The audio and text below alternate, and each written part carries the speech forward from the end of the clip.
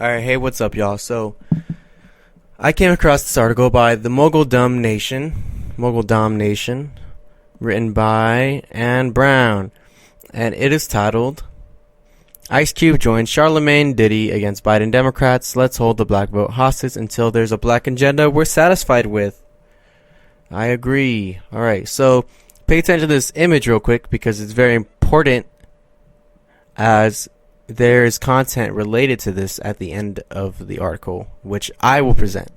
So if you're just listening, the image is of the three prominent black men, of course, Ice Cube, Charlamagne, and Diddy. And in the middle of them, it says, "You ain't black." And to the right of them is a picture of Joe Biden's face photoshopped on a KKK Klansman. Yeah, so... On May 24th, Ice Cube tweeted, "Hold the black vote hostage until one of them comes with a black agenda that we're satisfied with. It's not our job to fix the country's mess until we fix our mess. Hashtag #FUPayMe." The hip-hop icon's tweet falls in line with a sentiment Sean Diddy Combs recently shared during an interview with Naomi Campbell, when he called for black people to hold off giving Joe Biden and the Democrats support until the black community's issues and needs are addressed. "We want to know very clearly, just like Trump made it clear that he wanted to build a wall, Biden needs to make it clear that he's going to change the lives and quality of life of black and brown people," Diddy said, "or else he can't get the vote. I will hold the vote hostage if I have to." Damn right, you go, Diddy. Hold that vote hostage. Joe Biden's a piece of trash. So, in the interview, it says more people seem to be following this belief, especially after the presumptive presidential Democrats interview on The Breakfast Club with Charlamagne. Nina Turner, national co-chair of the Bernie Sanders 2020 presidential campaign, tweeted, "The @DNC must stop playing games with our votes. And to my beloved black community, now is the time. We owe it to our ancestors, ourselves, and to our future to seize this moment for the uplift of our people. This assignment is forever. Hashtag I ain't black." So then the article discusses the interview with Charlamagne where he says, "You ain't black if you don't vote for him." Or basically if you vote for Trump. And then they said Biden later backtracked and expressed remorse for acting so cavalier, insisting that he's never taken the African American community for granted, which is obviously a lie. It's just one of the millions of lies that Joe Biden tells in front of national television all the time.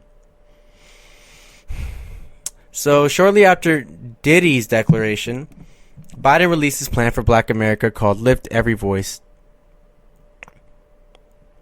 And apparently, after the Black Breakfast Club interview, the Biden campaign reposted highlights from the plan on Instagram. According to the post, the Biden plan for America will close the wealth and income gap by investing in African American workers, businesses, and communities, the Griot reported. The post also stressed that a Biden administration will push for health equity and address racial inequality. I highly doubt that. Here's a quote from Joe Biden, basically saying his apology.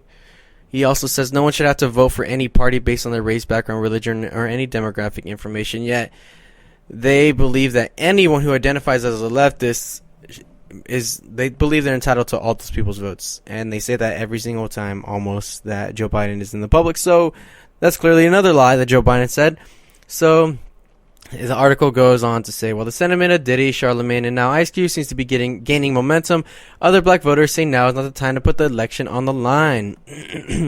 "Holding the black vote hostage is irresponsible, puts the community in danger," wrote Christina M. Greer, an associate professor at Fordham University and the author of Black Ethics, Race, Immigration, and the Pursuit of the American Dream.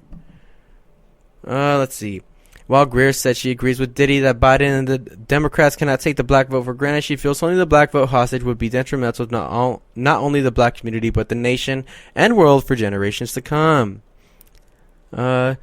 Keeping Republicans in the White House has only resulted in policies that do not benefit the black community, according to Greer. Really?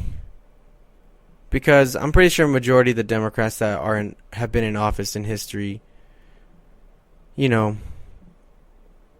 their administrations have resulted in policies that have not benefited black communities. or brown communities. I mean, obviously there's been, I mean,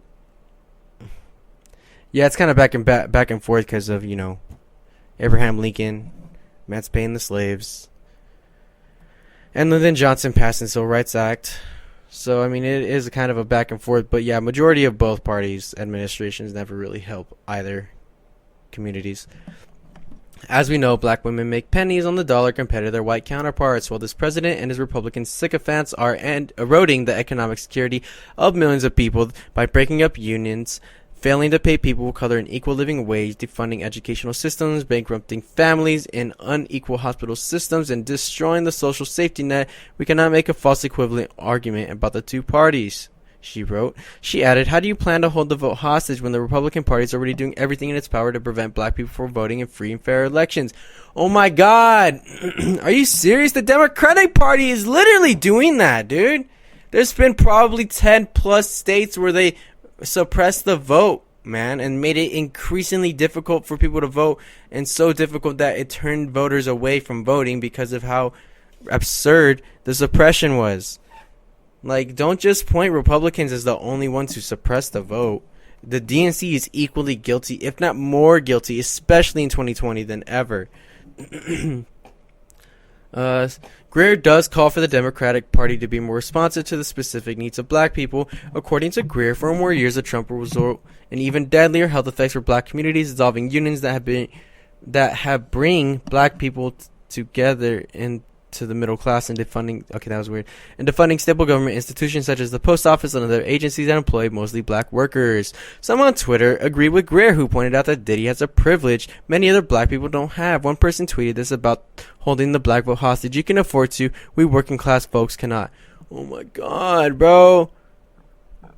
Holding the black vote hostage is probably one of the only ways at this point in time that the people can even push Joe Biden to the left, because he's not on the left, he's center right. Like, it doesn't make So another Twitter user responded, it's called down ballot, go to the polls and leave the presidential space blank, or write in reparations, gotta show up though so they will know what they are missing. Hold the black okay. Let's see, Ice Cube tweets. People tweeting to Ice Cube. Basically, these are just all the tweets that the article mentioned earlier. Alright. So yes, it is important for all the whole black community as well as the Latin community to hold their vote hostage until we get agendas that benefit us, because neither candidate has an agenda that benefits us. Neither one. Especially the Latin community, because both of the presidential nominations for each party have a horrible record of deporting thousands, if not millions of people. They both have that record. So, I just want to give a message to Charlamagne, Ice Cube, and Diddy. Look, the Democratic Party is not going to represent you. They have not represented us for so long. In case nobody knows, the Dixiecrats were Southern Democrats. They were racist Democrats. That's literally what they were. They were racist Democrats who basically, let's just say when the Civil Rights Act of 1964 was on the floor of the Senate, let's just say these racist Democrats were filibustering. They were filibustering the Civil Rights Act. So one of these men, also the longest senator to serve in history, his name is Robert C. Byrd. Robert C. Byrd. He had one of the longest filibusters in history, and his filibuster was during the Civil Rights Act of 1964. Literally, if this man and his, 3 or 4 racist senator coalition mates succeeded with their filibuster, we wouldn't have got the Civil Rights Act in 1964. This dude literally filibustered for 14 hours. 14 hours! So look, at 9:51 on the morning of June 10, 1964, Senator Robert C. Byrd completed an address that he had begun 14 hours and 30 minutes earlier. The subject was the pending Civil Rights Act of 1964. A day earlier, Senate Whips Hubert Humphrey and Thomas Kuchel the bill's floor managers concluded they had the 67 votes required at the time to end the debate. As Senator Byrd took his seat, House members, former senators, and others, 150 of them, vied for limited standing space at the back of the chamber. With all the gallery seats taken, hundreds waited outside in hopelessly extended lines. Let's see. Georgia Democrat Richard Russell offered the final arguments in opposition. Minority Leader Everett Dirksen, who had enlisted the Republican votes that made cloture a realistic option, spoke for the proponents with his customary eloquence, noting that the day marked the 100th anniversary of Abraham Lincoln's nomination to a second term. The Illinois Republican proclaimed, in the words of Victor Hugo, "Stronger than all the armies is an idea whose time has come." He continued, "The time has come for equality of opportunity and sharing in government, in education, and employment. It will not be stayed or denied. It is here." So look, 14 hours, this piece of garbage human being filibustered the Civil Rights Act of 1964. People died to get this shit, just to get a discussion on civil rights in the congressional chambers. People died just for a discussion. And they finally got the discussion, and that discussion finally turned into a bill. And once the civil rights movement finally succeeded, it was close to all being for nothing because of these piece of garbage human beings. Now, this is Vice President who, by the way, spoke alongside Obama at this piece of garbage at his funeral. And both Obama, the first black president, was speaking good words of this racist piece of garbage who, mind you, once led a KKK chapter. A KKK chapter. And Joe Biden's been seen in pictures with this man. And here's Joe Biden speaking in support. Not in support, but basically trying to make this racist piece of human garbage sound like a pretty decent guy. Was the most fierce defender of not only the state, but the way of life. I think the most fierce... Hold on.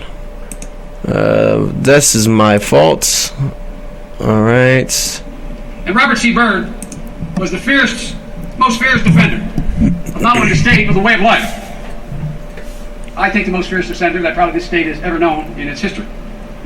You know, Robert Byrd did use the phrase, "When I die, West Virginia will be written on my heart," and I used to kid him. I said, "You have so many Scotch-Irish down there, you don't acknowledge it was an Irish Catholic named Joyce who said that first." Reverend, he quoted everybody else. But when he used that phrase, he never acknowledged that it was Jane Joyce who said, "When I die, Dublin will be written in my heart." And all he would do is laugh. The fact of the matter is, West Virginia was not only written in his heart, but he wore it on his sleeve. He took such...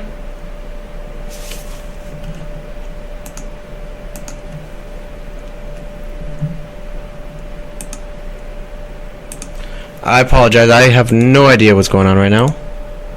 Because I was the young guy, and I come down and demonstrate to everybody that I could not keep up with Robert C. Byrd, which happened to be true. And I think, Nick, you were at the dinner. We had a Jefferson Jackson Day dinner and down here, and Robert C. Byrd did something that never happened before with me and all the dinners I've spoken at. He stood up and he said, "We're honored to have Senator Joe Biden from Delaware here tonight. And Joe, I'd like to introduce you to West Virginia." Then he spent, as Nick will remember, the next probably 10 minutes talking about everyone in the audience by name, where they were from, what they had done, how they had fought through difficulty. And then he said, kind of like Johnny Carson, "Here's Joe." Well, I thought it was pretty impressive, literally. Robert C. Byrd asked me to speak, but he knew the privilege was mine, not the people to whom I was speaking. He was devoted to all of you like few senators in the 37 years I was there, 36 plus years I was there, that I've ever known. He was fiercely devoted, as you've all heard, to his principles. Even once he became power, he always spoke truth to power. He was so fiercely devoted to his principles that he spoke for 14 hours in opposition to the Civil Rights Act of 1964. He spoke truth to power. What is the truth? That black people aren't equal to white people? Is that the truth that Robert C. Byrd always spoke to power? You really think Biden is going to represent you? You really think Biden is going to represent us? He's not going to represent us. He is friends. He was friends with racists. Now you can say, oh yeah, Robert C. Byrd always acknowledged that he had a trash past and he was a trash human being. But who cares? The KKK is responsible for lynching innocent people for no reason. That, like, you wouldn't forgive George W. Bush for saying, oh, well, you know, I acknowledge that it was a bad time and that was a bad decision on my part to go to war with Iraq. You have started endless wars with your decisions. I don't care if you're sorry or if you acknowledge your mistakes. You are responsible for the murder of millions of people, especially since some of these wars are still going on today.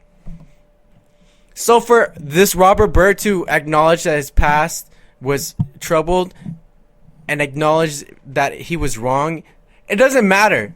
You can apologize for harmless stuff in your past, but if your actions in the past or your affiliations in the past have caused pain and death, then you can't apologize for anything. You can't. So do you really think Joe Biden's gonna even deliver on any promises he might make to any of us? The friend of a racist? Who says a racist speaks truth to power? Come on now. Charlamagne, Diddy, Ice Cube, please join Nina Turner and us in the Movement for a People's Party, MPP.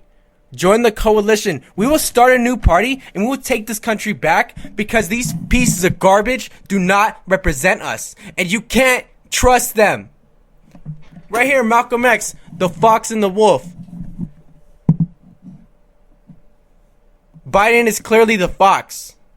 Look at my record, man. Look at my 40 years record, man. I love black people, man. I didn't pass no 1994 crime bill. I mean, I did pass it, but, you know, I'm just going to defend it because it lowered crime rate. It lowered crime rates because you locked people up and then rehabilitate them and kept them in prison for no god reason, you know what I'm saying? Like, come on, bro. Out of here, bro. So this is what I'm saying. You can't trust this piece of garbage. You can't. So, yeah. So Ice Cube, Charlamagne, Diddy, just please speak in opposition. We can literally take back this country and build a party where we hold each other accountable and make the rules and make it impossible for our votes to be suppressed, like this piece of garbage Democratic Party and this piece of garbage Republican Party.